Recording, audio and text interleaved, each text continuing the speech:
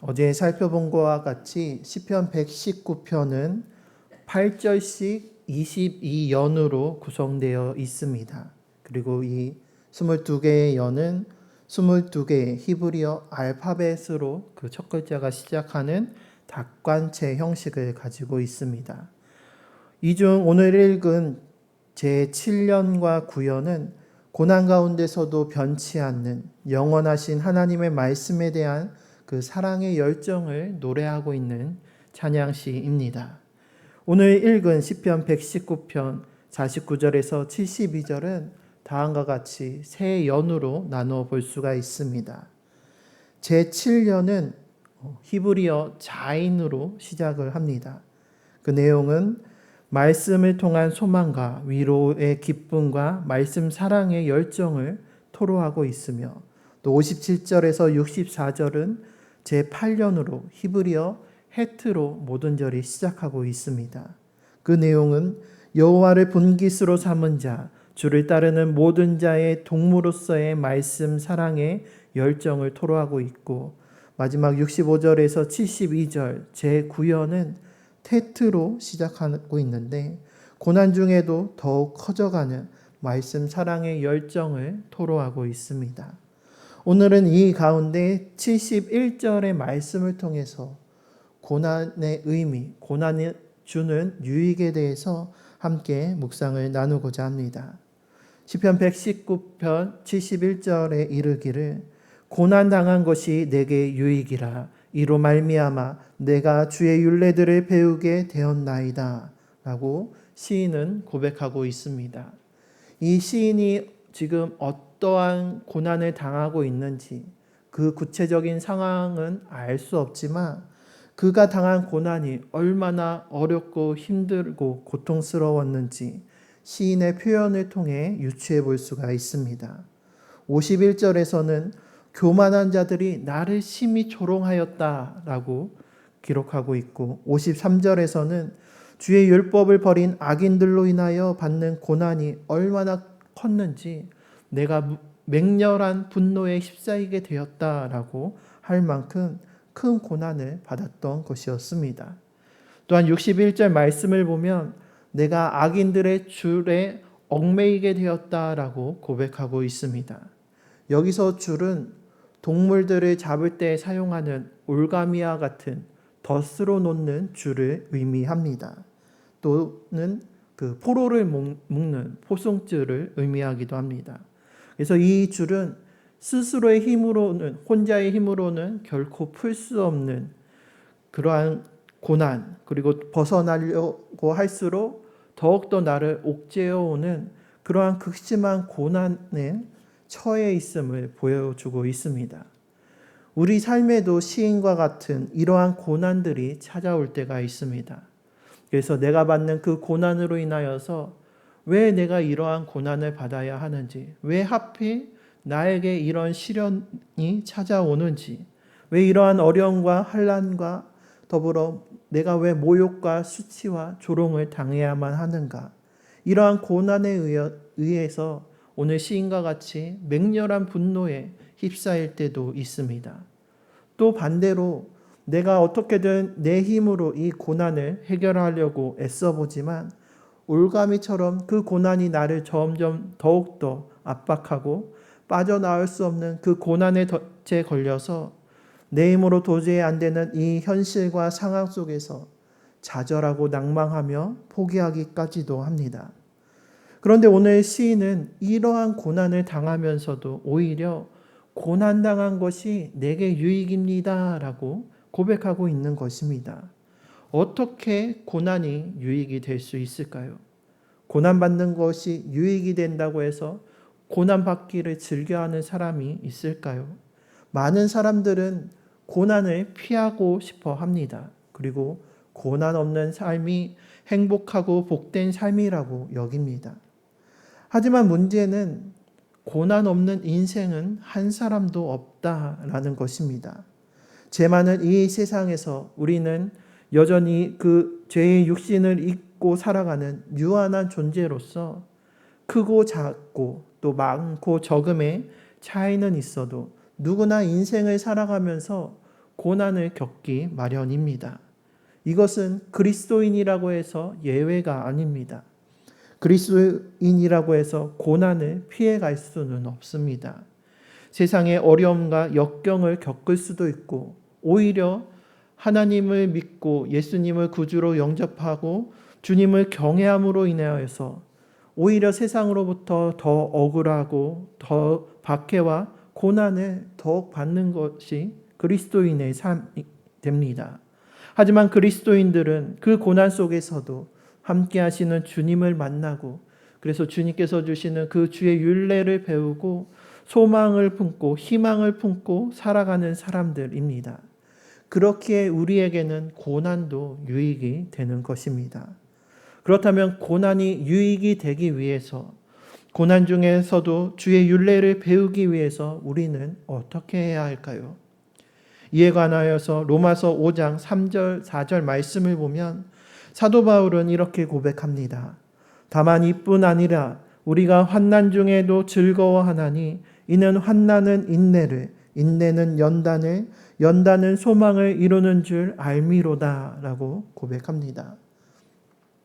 고난이 유익이 되고 또 환난 중에서도 즐거워하기 위해서는 우리는 먼저 이 환난과 고난의 순간이 우리에게 닥쳐왔을 때에 인내할 줄 알아야 합니다. 국어사전에서 인내란 괴로움이나 어려움을 참고 견디는 것이라고 정의하고 있습니다. 그래서 우리가 일반적으로 인내라고 이야기할 때 어떠한 사람이 고난과 어려움 가운데 있을 때 인내하십시오라고 이야기한다라고 하면은 어쩔 수 없는 그 괴로움과 어려움 속에서 참고 견디면서 그 고난의 때가 지나가기를 가만히 기다리는 이러한 수동적인 뉘앙스를 가지고 있습니다. 하지만 성경에서 말하는 인내는 이와는 사뭇 다릅니다. 우리가 이렇게 그냥 인내라고 해서 고난과 어려움 가운데서 참고 견디기만 하면 그렇게 기다리기만 한다고 해서 고난이 알아서 지나가 줄까요? 물론 시간이 약이다라는 말처럼 때로는 인내하면서 지나가기를 기다리다 보면은 그 문제가 해결될 때도 종종 있긴 합니다. 하지만 많은 경우 그렇지 않습니다. 참는 게 결코 능사는 아닙니다. 해결되지 않는 문제와 고난 속에서 그저 인내하기만 하다 보면은 겉으로는 괜찮아 보여도 그 속에서는 그 고난으로 인한 분노 또는 그 고난으로 인한 좌절과 절망감에 빠져서 그 속에서 곪게 되고 그것이 점점 부풀게 됩니다. 시간이 지나 괜찮아 보여도 또한 그 안에 여전히 그것이 상처와 트라우마로 남게 됩니다. 그러다가 이것이 풍선이 터지는 것처럼 골랐던 그 감정들이 부풀어서 그 억제된 감정들과 생각들이 임계점을 넘어서거나 또 트라우마의 방아쇠가 당겨져서 폭발하면 그로 인해서 자신에게 스스로 상처를 더 입힐 뿐만이 아니라 내 주변에 있는 다른 사람들에게까지 그 부정적인 말과 감정과 생각들, 행동들까지 쏟아내면서 서로에게 상처를 입히기가 쉽습니다. 하지만 오늘 성경에서 말하고 있는 인내라는 것은 그저 단순히 고난 가운데서 가만히 참고 견디는 것에 그치지 않습니다. 고난을 해결하고 맞서 싸울 힘이 없다고 해서 그냥 물 흘러가듯이 가만히 고난이 지나가도록 내버려 두는 것이 아니라 능동적이고 주체적으로 그 고난에 대응해서 그 고난을 이기는 데까지 나아가는 것이 바로 인내입니다. 그래서 인내를 뜻하는 헬라어 히포모네는 인내, 견딤이라는 뜻과 함께 확고부동이라는 뜻도 가지고 있습니다. 고난이 지나가도록 그저 참고 기다리는 것이 아니라 확고부동함을 가지고 그 고난 가운데 좌지우지되고 흔들리는 것이 아니라 끝까지 버티고 견디며 마침내 이겨내는 것이 참된 인내인 것입니다. 때로 우리 삶에 내 힘으로 어쩔 수 없는 고난과 환난이 찾아올 때에 낭망하여 좌절하거나 또는 분노하여서 그것에 휘둘리는 것이 아니라 확고부동함으로 튼튼하고 결코 흔들리지 아니함으로 모든 고난을 버티고 견디며 이겨내는 것입니다. 그때의 고난도 내게 유익이 되는 것입니다. 우리에게 있어서 이 확고부동함의 중심, 확고부동함의 근거는 바로 주님이십니다. 요새이시며 산성이시고 반석이신 주님과 우리가 함께할 때 우리는 확고부동함으로 인하여서 그 고난 가운데서도 흔들리지 아니하고 그 모든 환난과 어려움 가운데서 끝까지 인내함으로써 버티고 견디며 주님으로 말미암아 마침내 그 모든 것을 이겨내고 승리할 수 있는 것입니다. 오늘 시인은 때로는 고난에 흔들려서 맹렬한 분노에 휩싸이는 순간도 있었지만 주님의 말씀을 향한 그 확고부동함으로 인내하면서 그 모든 고난들을 버티고 견디며 마침내 이겨내었습니다. 그래서 오늘 본문 55절 말씀을 보면 여호와여 내가 밤에 주의 이름을 기억하고 주의 법을 지켰나이다 라고 고백하고 있습니다.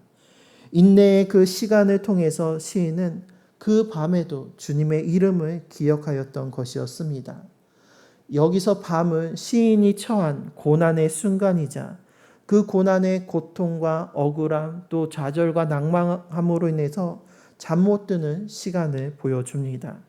이때 다른 사람들은 이 밤을 보내면서 내가 왜 이러한 고통을 당해야 하는가 분노하고 한숨과 눈물로 밤을 지새우며 후회하였겠지만 시인은 그 고난의 시간에 내 뜻대로 행하지 아니하고 세상의 것에 흔들리지 아니하고 인내하면서 주님을 기억하면서 주의 법을 지켰던 것이었습니다. 우리도 시인처럼 밤과 같은 고난의 때가 찾아올 때가 있습니다. 그래서 캄캄해서 어디로 가야 할지 알지 못하고 내가 지금 무엇을 해야 할지 알지 못하는 그러한 상황 속에서 우리는 때로는 답답함을 느끼고 무기력해지기도 합니다. 그래서 한순간의 감정과 내가 처한 상황과 환경에 흔들리면서 내 마음과 내 생각, 내 말과 행동, 심지어는 우리의 믿음까지도 흔들릴 때가 있습니다. 혹 이 시간 밤과 같은 고난으로 인하여서 잠 못 들고 또 분노와 낙심으로 상한 심령이 있으십니까? 그때의 고난 중에 내 힘만으로 맞서려는 것이 아니라 오늘 시인처럼 인내함으로써 주의 이름을 기억하고 그 주의 이름을 확고부동함으로 믿고 의지함으로 말미암아 주의 이름을 부르며 나아가시기를 바랍니다. 그때 주의 이름의 권세와 능력이 우리에게 임하셔서 모든 문제를 해결해 주시고 우리가 끝까지 버티고 견디며 마침내 이겨낼 수 있는 힘과 능력을 더하여 주시고 그로 말미암아 우리로 하여금 이 땅에서도 하늘의 평강과 위로를 누릴 수 있도록 인도해 주실 줄 믿습니다. 또한 59절에서 시인은 고난 중에도 인내하면서 자신이 처한 그 상황과 환경을 탓하고 다른 사람을 탓하는 것이 아니라 자신의 행위를 스스로 성찰하였습니다. 내가 내 행위를 생각하고 주의 증거들을 향하여 내 발길을 돌이켰습니다 라고 고백하고 있는 것입니다. 교만한 자들과 악한 자들이 나를 괴롭히고 조롱하는 그 고난의 순간에서 그들을 원망하며 그들에게만 모든 책임을 전가하는 것이 아니라 혹 나 혼자만 의롭다고 내가 자만하고 교만하고 있는 것은 아닌가. 인내의 시간을 통해서 그들뿐만 아니라 혹 나에게도 내 자신의 행위에도 잘못된 것이 있는 것은 아닌가.